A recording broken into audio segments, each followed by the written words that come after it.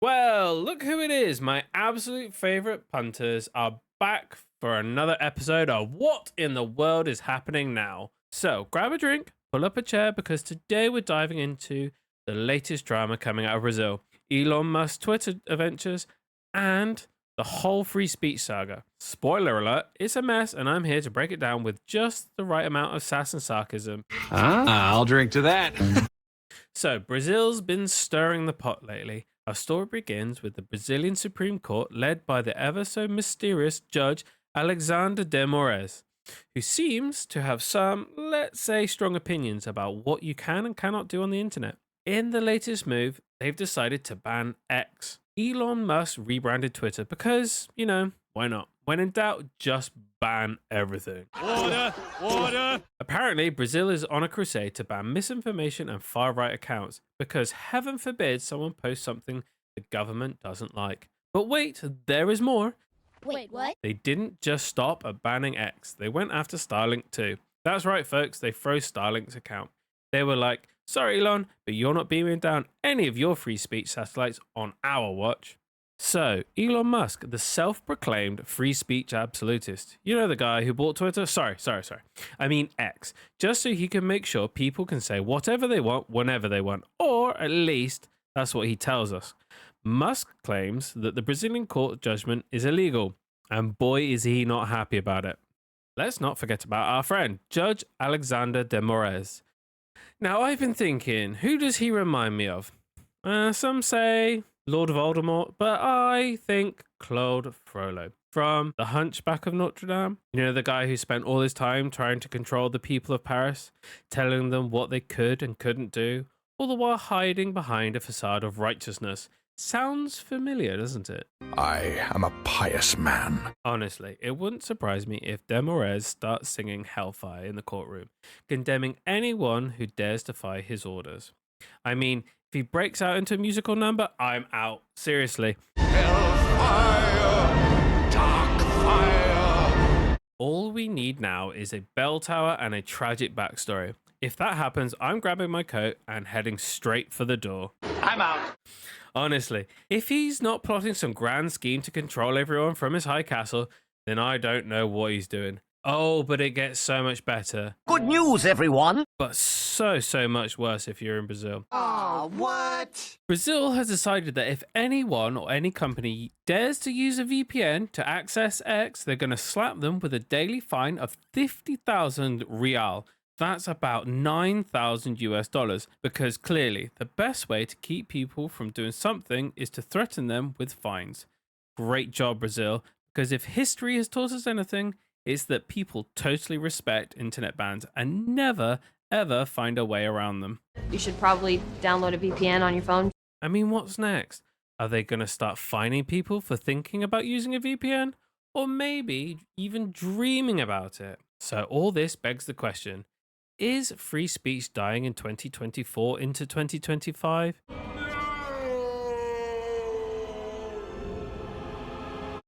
And it's not just Brazil. Even here in England, the new Labour government has been flirting with the idea of clamping down on what you can and cannot say. The land of Shakespeare and free speech now wants to dictate what you can tweet. What's next? America? Are you going to jump on this bandwagon too? America! No more social media, no more free speech, and certainly no more fun. I mean, who needs all that when you can just live in a nice, safe echo chamber?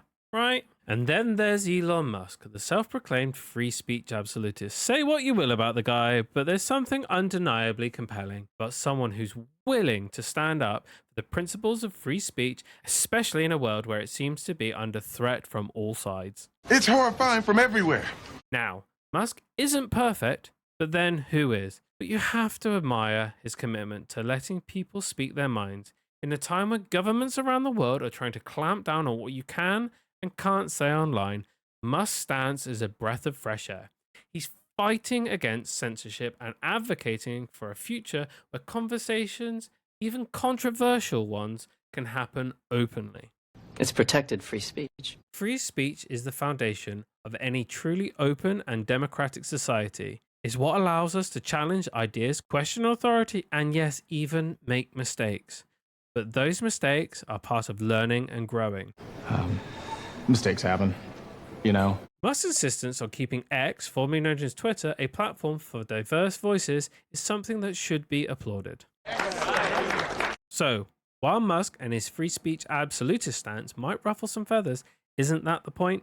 To shake things up, to make people think, and to remind us that the ability to speak freely is something we should never take for granted.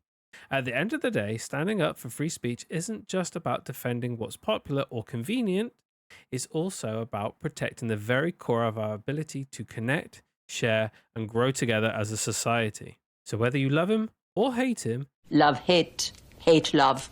there is no denying that Musk's battle for free speech is something we should all be paying close attention to. Because at the end of the day, it's not just about one man or one platform, it's about the future of how we communicate, debate, and most importantly, understand each other. And that, my friends, is worth raising a glass to. Yes, cheers, cheers, cheers, cheers, cheers. Brazil's demanding that Elon Musk appoint a representative for X in the country. You know, just a little liaison to help make sure everything is running smoothly. Like censoring political speech and shutting down whatever they deem misinformation. Real casual stuff, right? Casual. But Musk, oh no, he's not having it. He thinks this whole thing is illegal. Well, it could be because he sees it as the Brazilian government sticking their noses too far into his business. For a guy who calls himself a free speech absolutist, this whole appoint a representative to report to the government thing probably feels a bit too much like government overreach. Get out of here! Musk probably sees this as a direct attack on free speech and platform autonomy. He might think that Brazil's demands are just another way to force X to take down content the government doesn't like, quickly and without question. And let's be real, he's got a point. Okay, you got a point. They want to make sure that they control whatever's being said on X, especially when it comes to sensitive political topics or so-called misinformation. Basically, Elon thinks this is a power play by the Brazilian government, trying to tighten their grip on X and push their agenda. And for Musk, who loves shouting about free speech from the rooftops, this kind of control is a big old red flag. So, in his eyes, this whole representative thing is completely illegal and just another step toward crushing the free flow of ideas. And let's be honest, Musk isn't exactly the kind of guy who plays nice with governments trying to tell him what to do. Do you know who I am? Now, just when you thought Brazil couldn't get any wider, Brazilian senators, especially from conservative circles, pushing to impeach Supreme Court Justice Alexandre de Moraes. Why, you ask? Well, they're claiming this guy has been flexing his judicial muscles a bit too much, cracking down on right-wing figures like he's some sort of sheriff in a wild western. I'm in charge here. Apparently, de Moraes has been accused of overstepping his authority, especially when it comes to social media censorship and investigations into figures linked to good old Bolsonaro. Conservatives are saying he's turned the Supreme Court into his own personal playground. Welcome to my playground. And now they're calling for his head. I mean, they're calling for his impeachment. Senators are claiming that by banning social media accounts and cracking down on what they call misinformation, de Moraes is infringing on free speech. Hell, even X was in his crosshairs. Elon Musk is probably fuming over this. De Moraes hit them with an ultimatum to appoint legal representation or face a total ban in Brazil. Musk went full on, this is illegal mode, calling de Moraes a dictator for censoring speech on the platform. But here's the kicker. Senate President Rodrigo Pacheco is keeping pretty quiet about all this, and chances are the impeachment request won't gain enough traction to go anywhere. Why aren't we moving? So, while de Moraes might be getting some heat from the Conservatives, it doesn't look like he's losing his seat anytime soon. Still, it's kind of hilarious watching the Brazilian politicians throw everything at the wall and seeing what sticks. I'm throwing crap at a wall. Will they manage to bring him down? I doubt it, but you can bet your ass they'll keep trying. But hey, what do I know? I'm just a bartender here at Reggie's Tavern, where we still believe in saying what's on our minds, well, until they come for us too. They're coming for us. So, here's to hoping that the only thing getting cancelled is my next internet bill. Cheers and see you next time for more the world's finest nonsense.